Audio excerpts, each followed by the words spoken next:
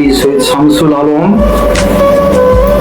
আমি আমার এই মাত্র লেখা একটা কবিতা পড়ে শোনাচ্ছি। কবিতার শিরোনাম হৃদয়ের গোলাপ। শূন্য হৃদয় ছিল মোর, গোলাপ চারা জন্ম নিল কখন জানি না, কোন মাসে আগমন।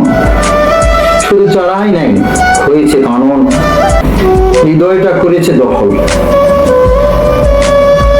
কুড়ি থেকে হঠাৎ করে ফুটলো একটি লাল গোলাপ ফুল, শূন্য হৃদয়টা হলো ভরপুর।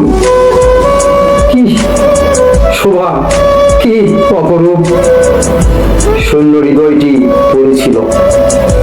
এক হৃদয়ে একটি গোলাপ দরকার, ঝরে যাবে না, জনম ভরে থাকবে। হৃদয়টা তার হয়েছে, একবারে দিয়েছি তাকে দলিল করে।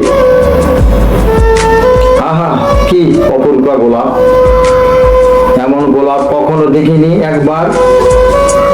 এখন আমার হৃদয়টা জ্যোৎস্নার মতো পরিষ্কার। এই লাল গোলাপটি আমার সমাহার। হৃদয়ের গোলাপ তোমার জন্য 14ই আগস্ট রাত্রি 11টার পর খুলে দিয়েছি দ্বার। রেখেছি হৃদয় ফুলদানিতে, হৃদয় মন্দিরে সাজাইছি তোমার।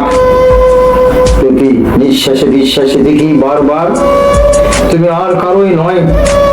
হৃদয়ের লাল গোলাপটি শুধু আমার। সংক্ষিপ্ত।